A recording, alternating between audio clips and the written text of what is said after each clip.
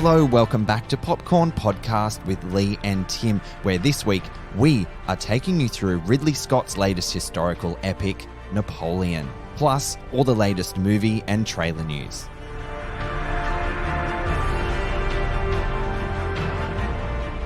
I'm Tim Ifland, movie buff.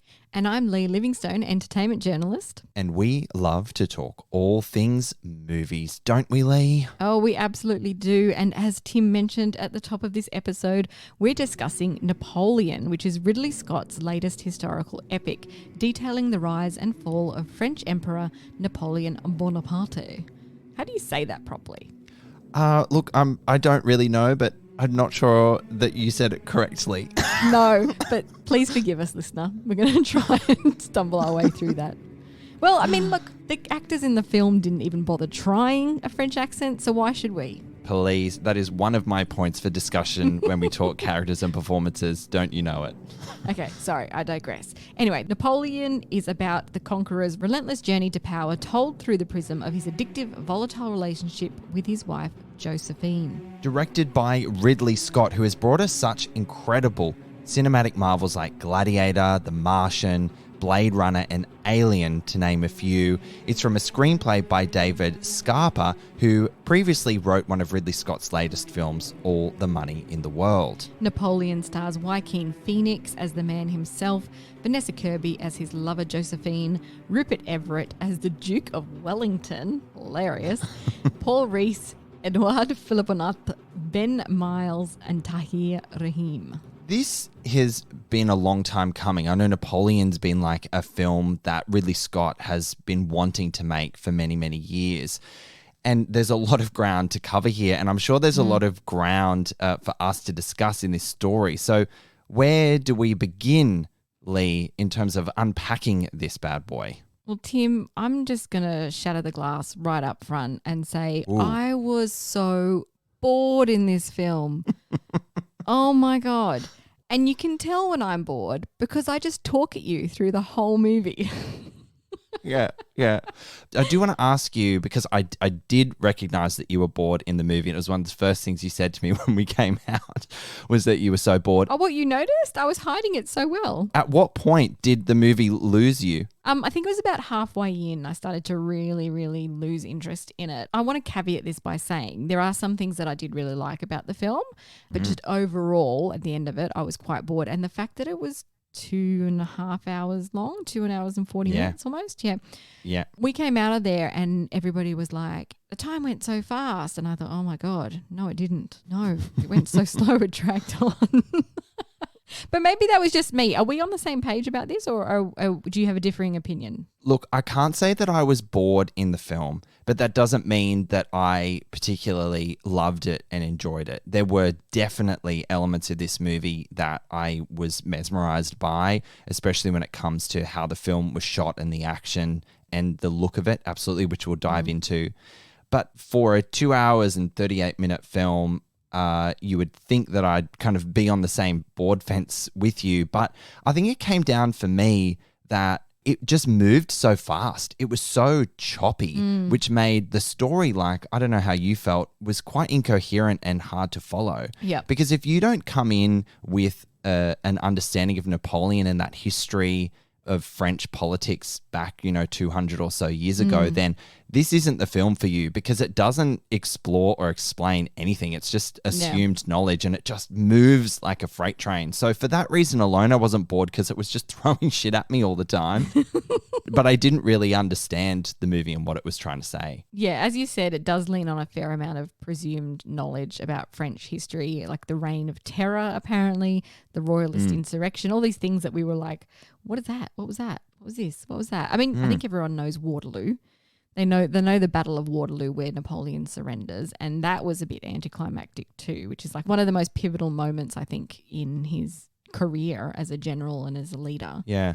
It's a really fine line to walk, isn't it? Because you need to treat the audience as intelligent enough to not have to spell everything out, but you also can't go too far over their head without explaining some of the most basic things. The only thing they seemed to take care in giving you some context were constant title cards of what year it was and what moment in history. Like you mentioned, the Reign of Terror. I think we turned to each other and we were like, what's the Reign of Terror? And I just pointed at the screen and go, I think it's this.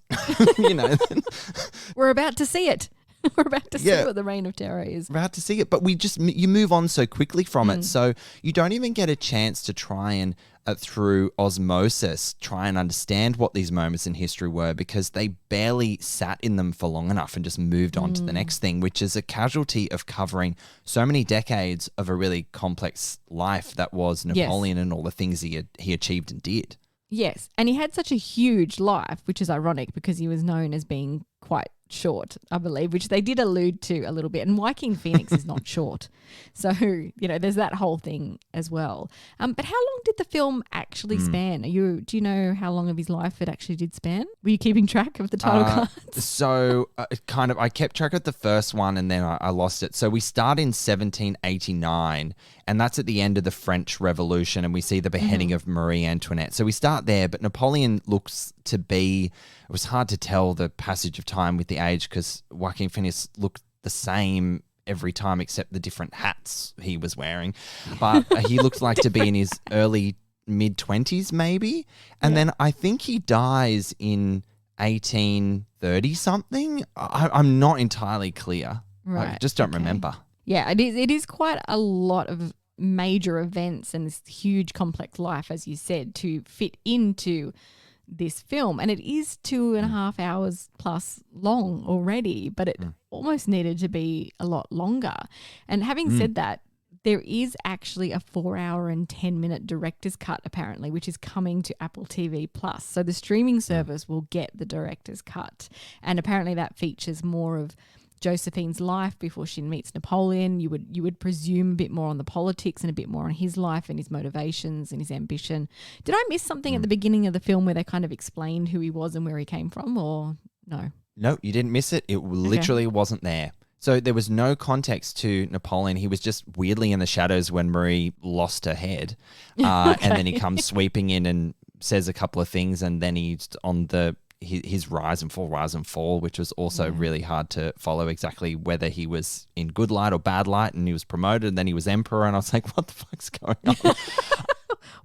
His hat just kept getting bigger and bigger, and that's how you could tell that time was passing. And Josephine's hair, of course, her hair was getting longer. Yes, because she came in kind of looking like Anne Hathaway in what's the Les Miserables? I thought, because at the end of the French Revolution, I thought, is this like a crossover that I didn't see coming? She's Anne Hathaway chic. Yeah, she is. But no, we didn't understand anything about Josephine. She kind of came in with her 2 kids and she was a widow.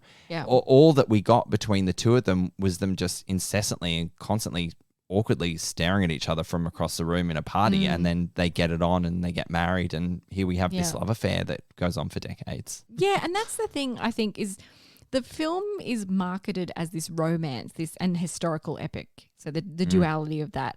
To me, it didn't really feel like it sat in either camp. You know, Napoleon and Josephine are sort of known to have this romance for the ages. We have this perspective through their love letters that, you know, while he was away at war, he was writing her these romantic letters and all. You know, it's all seen through this rose-coloured lens. And obviously Ridley Scott has taken a more realistic approach given the times and what was going on and who Napoleon was as a man and a woman's role during that time. But I feel like he relegated Josephine to this society climbing wily harlot, for lack of a better word, who seemed to have almost Stockholm syndrome. You know, it feels like this relationship was written by a man who didn't really know what to do with the female character. Yeah, it was such a shame because you are right. It's pitched as this, you know, of course we know Napoleon as this great tactical person on the battlefield, his political tenacity, which talk about a little bit more because I don't particularly agree with that from what we saw in the film. But this love story, this obsession, it was childish. It was quite disturbing to see play out. I think Stockholm Syndrome is a real way to kind of describe what we saw. But Josephine doesn't really have a great deal of substance, or she's not written in a way that she presents in anything pretty exciting. Does that make sense? Yeah, and maybe that is the case. Maybe they really did have this kind of toxic codependency and emotionally blackmail each other, and she just wasn't really all that interested in him, but wasn't marketed that way. So it was confusing when you sit down and you see something completely different. Because their relationship was quite dull on screen, other than them fucking like jackrabbits every 5 minutes.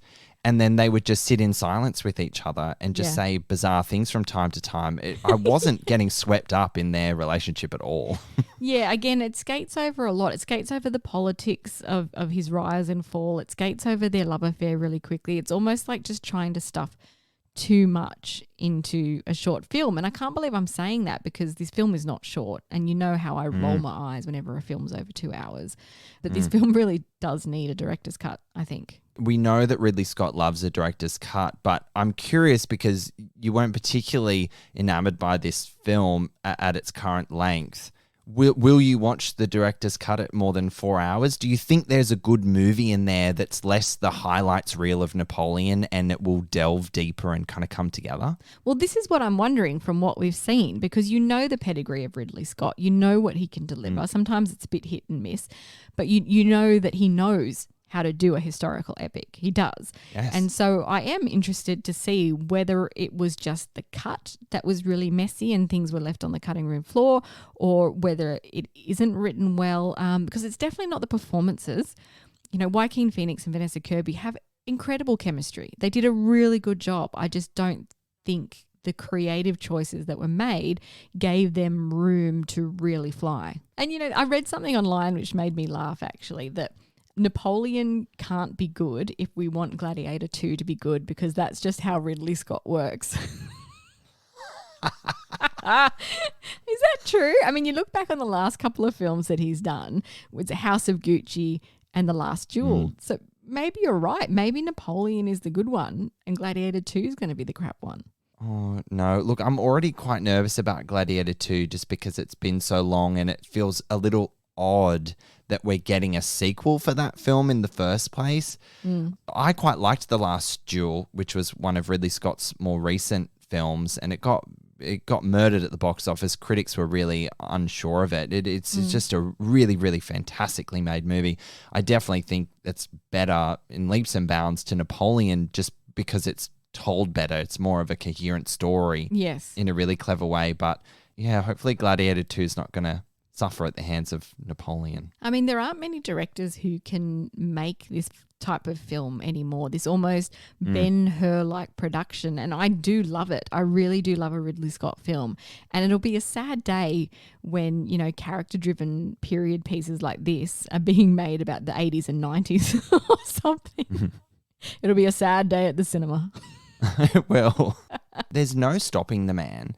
No. I quite like the things that he says in the press because to put it bluntly, he doesn't give a fuck what you think. And and really tongue in cheek. I mean, there's one thing that he said about Martin Scorsese. He's just making comment in jest, in light, that Scorsese has only made one film since 2019's The Irishman, which is The Killers of the Flower Moon. And he's a fellow in his 80s Hollywood filmmaker icon. But Ridley Scott's made 4 films in that time. So he's kind of saying, well, Scorsese, you've only managed to make 2. I've made twice the number of movies and I'm getting on just like you are. Yeah, he just gets on with it. And you're right. He just really doesn't give a fuck. It's no bullshit when it comes to Ridley Scott. And it's just amazing. There's just so many Ridley Scott isms in this film too. I mean, you got a big sweeping battle scene. Did we really need a graphic shot of a horse being shot in the chest by a cannonball? Really? Ridley Scott? Pretty disturbing, but that's the thing that I fucking love about his filmmaking. Not what he does to animals, just to be clear, but that he does not shy away from the gritty, gruesome, bloody dirtiness of battle. He puts you in there on the battlefield. Yeah. It's utterly visceral, And we are treated to several battle scenes in this movie that, and some are extraordinary. Some of the best battle scenes I've seen on film for many years. So it's just insane how he shoots his movies, what he delivers in that sense, because he has not lost any of his ability to deliver in that space as an older filmmaker. Absolutely. And more to your point about putting you right in the middle of the battle, that's another unique thing about how he films is he uses multiple cameras and practical effects, and you're right in the middle of all this action because he's got so many cameras surrounding the action. He can capture every angle at once and get it in that first couple of takes, so it doesn't need to be recreated all that much. And you get so much nuance from that because things happen in the heat of creating a film on set and all this, improvisation, and it just makes for a really unique experience, as you said, a visceral experience, putting you right in the middle of it all. Yeah, the coverage of his films are amazing, and it gives him so many options to tell the story. But can you imagine the pressure on his crew with 11 cameras filming a sequence? Nothing can be not there, ready, set, done. Like there's no background to a film. It's all front and center, and they have to bring it. Before we move on to performances and talk a bit more about the production itself, accents. Let's talk about the accents. Please. Because look, it's a given that, a film like this made by Americans, full of American actors, with the exception of a couple, is going to be doing American accents. But in this day and age, it just really sticks out like a sore thumb. But I don't know what else can be done. Because if they did, a House of Gucci Italian accent, but French, we'd all be picking them apart for it. So what do? You hire French actors. That's what you do. Yeah, or if you're an actor, and I'm looking at you, Joaquin Phoenix, I'm looking at you, Vanessa Kirby, you're playing French people. So you need to be able to come to the table and put on a French accent for that authentic experience. It's really bizarre to me, Leigh, and I'm so glad we're talking about this, and we have talked about it on the podcast before. It's not necessarily an isolated criticism of this movie. It's of like historical epics that get made all the time, whereas they just don't bother, and they put so much attention and care in making it come together as a fully realized world where you're plonked in France in the 18th century. That is utterly convincing here. Through costumes, through sets, every detail is incredible except the accent. Except the accents. And you know what really, really grinds my gears about this? And this is where, outside of that you're an actor and you should be able to put a French accent on, where it's really inexcusable is that you have a film that has English characters, French characters, Russian characters, but you have English accents being used for French characters, but then when you bring English characters in who have English accents, it's very confusing when there's political conversations happening and they all fucking sound the same, but they're from different countries. It's like, are the English talking to the English or is it the English talking to the French? Joaquin Phoenix has an American accent as Napoleon, the French emperor. Yeah. It is absolutely insane and it really annoys me. Yeah, I can tell it really annoys you. It doesn't make sense. As I said, it just sticks out like a sore thumb these days. It doesn't fly anymore. We used to accept that kind of thing all the time, but it's just not the world we live in anymore. And it really, really jars. Can we talk a little bit about the screenplay itself? We've sort of skirted around it a little bit. What did you think of the writing of the film? Well, it's hard to tell whether it's the cut or the writing, isn't it? Yeah, I don't think that the writing and the cut worked together very cohesively. Some of the dialogue was very strange and it leaned more into, am I watching like a comedy here? One of my favorite lines that jumped out, and I just had to write them down, was we laughed about this at the moment. It was this guy, I don't know who he was because he was probably French, but he had an English accent on, so I couldn't tell you. I'm enjoying a succulent breakfast as he was being approached to be taken out of whatever sort of quarters he was in. And it was so democracy manifest, wasn't it? Listener, if you're familiar with, there's this Australian video that was on the news, I believe, somewhere back in the 80s or 70s or something like that, where a guy is being arrested outside a Chinese restaurant and he's carrying on like I don't know, a knob end drunk or something. And he's shouting about why he's being arrested and saying, am I being arrested for enjoying a meal? A succulent Chinese meal?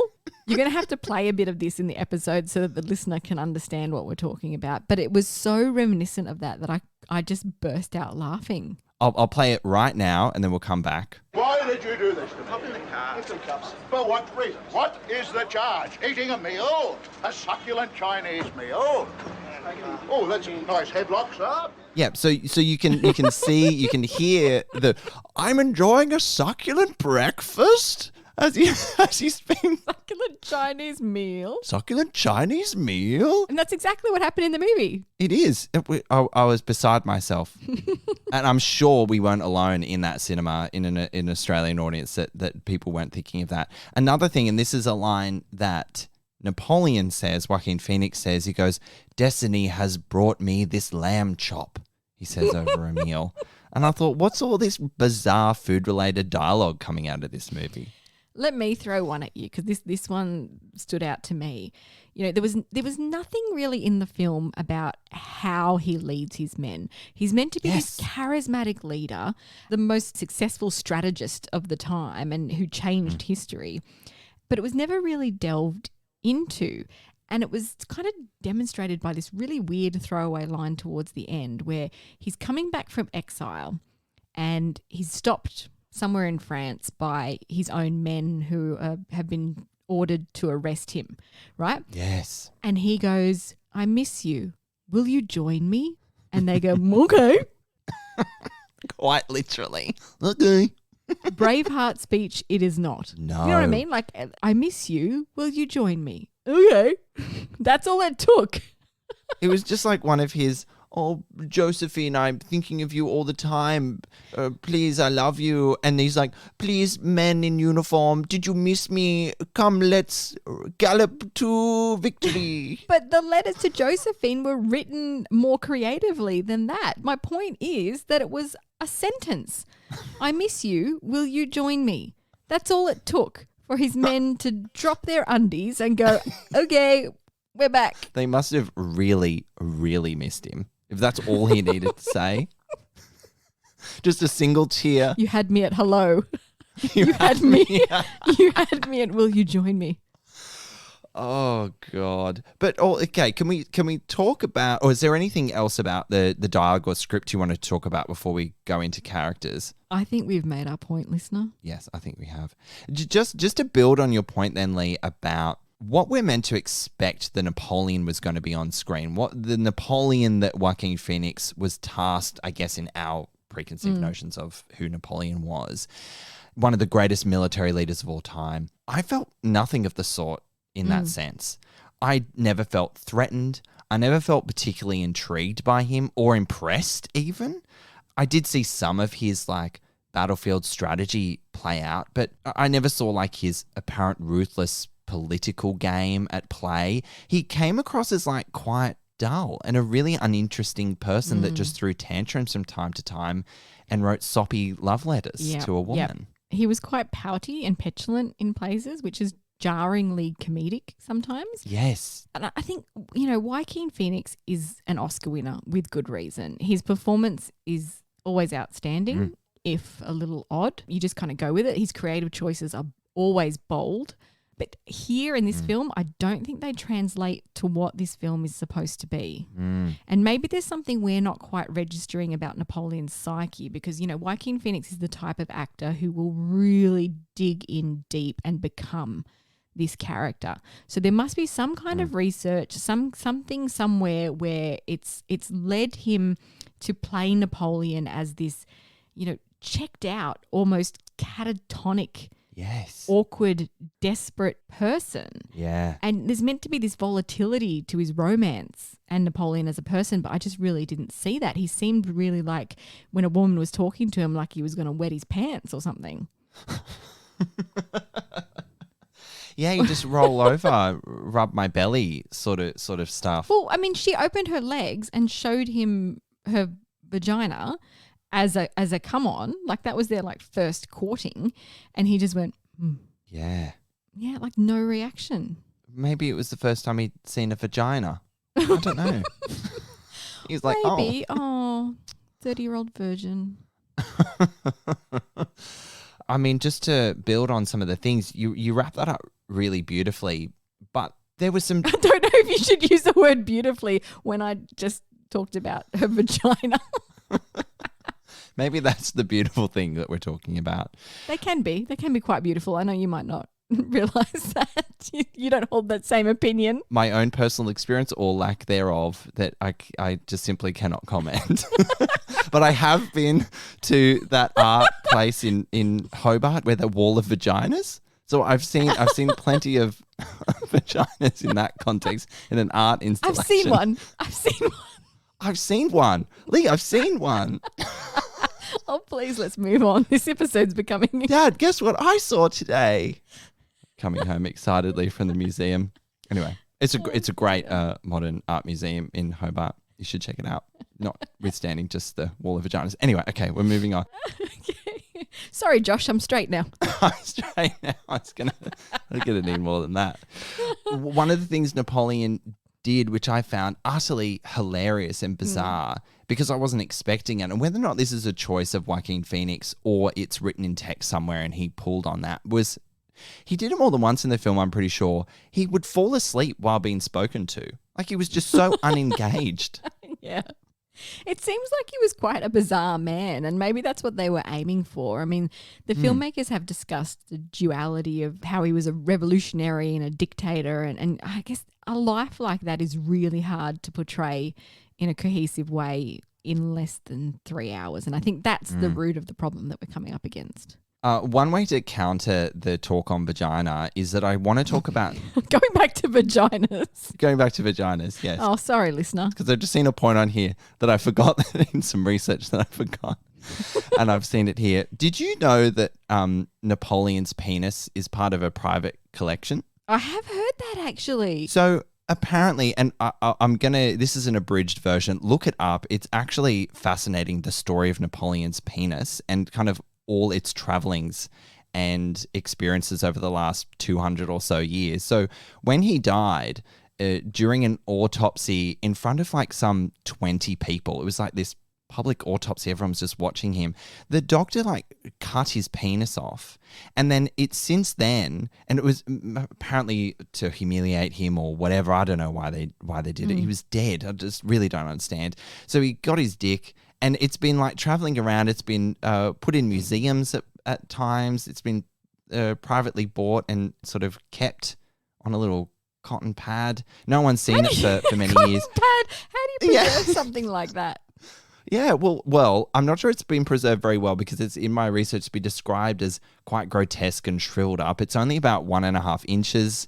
Now, I'm not saying that's like how big he was at real life. I mean, it's a 200-year-old severed penis, so I'm sure it's shriveled over time. But I don't think it would be all that easy on the eye. But anyway, I just thought I'd throw that in there. Napoleon's penis is like hanging out in modern times, just, because why not? The more you know. Aren't you so glad that you came to listen to Popcorn Podcast? Because we tell you things and we teach you things, and you come out grown from when you started. Unlike Napoleon's penis. There it is. Mic drop. There it is. All right, let's move on to cinematography, action, costumes, all the production-y kind of stuff. Oh, I mean, that's where the film's strength lies, right? In its aesthetic and its world building. What a visual spectacle this movie is. Oh, absolutely. And as we've said before, most of it is shot practically and in camera, which you just really don't get anymore. And you can really tell the difference. Woo! Ridley Scott really is a master of filmmaking. He is. And he loves a violent and gory battle scene, as we said, Sir Scott does. Throughout the film, we go through, the dirty streets to opulent palaces and these vast battlefields. And each set is so meticulously put together and fully realized, as we said, because he has so many cameras that need to catch every angle. You have to really be there. Oh, and it puts you there. It 100% literally puts you there. And the benefit of seeing a movie like this on the big screen is that you get fully immersed and you can fully appreciate the craft, the art that's put into a movie like this. Apple, who produced this movie, clearly spared no bents in bringing Ridley Scott's vision to life.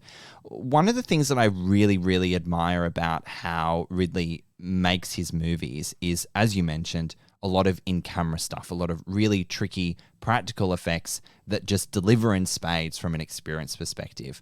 Yeah. But it's also the use of CGI in tandem with that. It's not there to create worlds, but it's there to extend and complement worlds. Visually, this movie, and I've got an eye for this and CGI where I can tell where things aren't real and it's like whatever.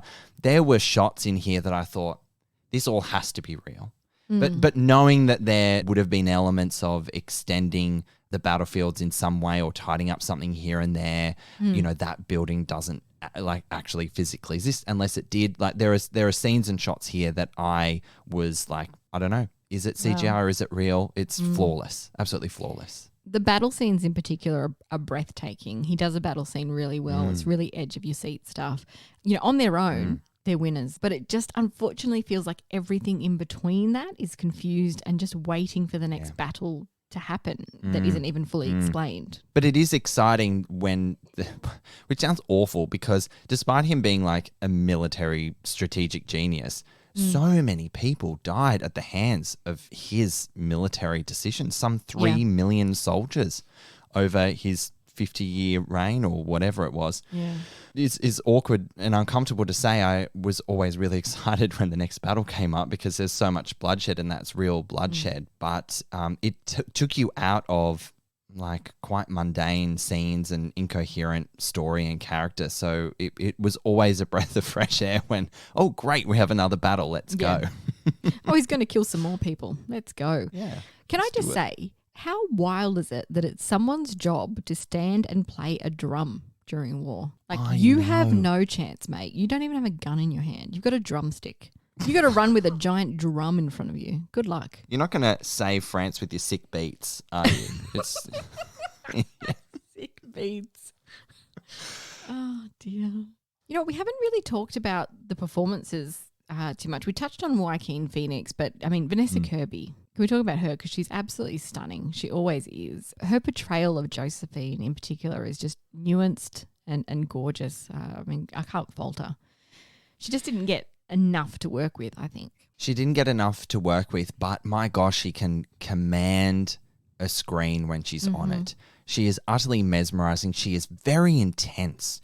She is very, very intense. And I guess Josephine was intense as well because she had this fierce independence, but this vulnerability too, because she was just so infatuated by this man and she felt incredibly lost. There was real nuance, there was real complexity to her character, and Vanessa did everything that she could to at least grip you in, although not have all that much to do. And I'm hoping that in the director's cut we have more of Josephine and she gets her dues as a brilliant actress on screen. More Josephine, please. What do you think about the talk that Joaquin Phoenix is going to be up for another Oscar? I'm not feeling it. Well, actually, I hadn't even heard any chatter about his Oscar runnings, but I think that there are enough lead acting roles that will see him be pushed out of the top 5. In particular, Bradley Cooper in Maestro, I'm hearing, is the front runner at the moment. Yes. Oh, gosh, I cannot wait to see that film. Shall we wrap up our review of Napoleon? Yes, I think we've given it our all, my friend. Okay, well, Napoleon should have been a lot longer or a lot shorter. Take your pick. What do you want, Leigh? Take your pick. Sir Ridley Scott is a master at this exact kind of historical epic, but much about this particular campaign fails to conquer anticipated interest. Kirby and Phoenix are at the top of their game, but creative choices don't land in a way that does them justice. Looking at the film piece by piece, there are really stellar moments here that show what Scott is made of, but they never come together cohesively enough for compelling viewing. So I'm giving Napoleon 2 popcorn kernels out of 5. There you go. Well, Napoleon, at least visually, is an epic historical drama from the experienced and tenacious Ridley Scott. Visually, there is no faulting it, like we've discussed. With completely immersive and lived-in sets, environments and costumes, they spared no expense and it showed. It is the battle scenes that elevate the experience to dizzy heights, constantly asking yourself, how on earth did they do that? Especially the ice battle scene, which we've mentioned, that is a feat of filmmaking. But Napoleon is incredibly incoherent as a film with choppy storytelling and a serious lack of depth to what is happening. I wasn't ever bored, just confused. Paired with a Napoleon who I found rather unremarkable, it's not a film I left feeling very connected to or moved by. I'm going to rate Napoleon 2.5 popcorn kernels. Leigh? An extra half. Extra half. An extra 1.5 inch. Almost. You're thinking back to the penis again, aren't you? I am. I'm thinking back to the penis, Leigh. You are right. Napoleon is in Australian cinemas from November 23 before it streams globally on Apple TV Plus at a later date. So on to our news section of the episode. It's been leaked that Universal is in early development on a new Jason Bourne movie with All Quiet on the Western Front filmmaker Edward Berger in talks to direct. So this would be the 6th film in the action franchise, which has taken more than $1.6 billion at the box office since it first began in 2002. Wow, that's a lot of coin. Now, it's really early days, so this may be happening far in the future or could fall apart completely, as so many planned films sadly do. There's currently no script in the works and no writer attached. It's not sounding good. So it's unclear if original cast members like Matt Damon will return or they'll entirely reboot the property. Have you seen all of these films in the franchise to date? I've got some gaps, I'm pretty sure. I have, yeah. Have you seen the Jeremy Renner one? That's the gap. I have not seen that one. That one is actually really good. It's a really strange standalone from the rest of the franchise. Like, it would have been great to have seen more. So maybe we'll see more from him now that he's rehabilitated after his unfortunate accident. Now, it seems Melissa Barrera is no longer starring in Scream VII. I've had to take a lot of deep breaths this week with this news. The actor was dropped from the project after a series of social media posts in the wake of the Israel-Hamas war. Yeah, so she's said some controversial things, and Spyglass Entertainment has taken a no-tolerance approach and dropped her from the film, it's a bold move because she pretty much is the film. She is the film. If you ask me, they don't have a Scream 7 without her character. Like, how would they? They've planted seeds and set up her character beautifully over the last 2 movies that's leading to something.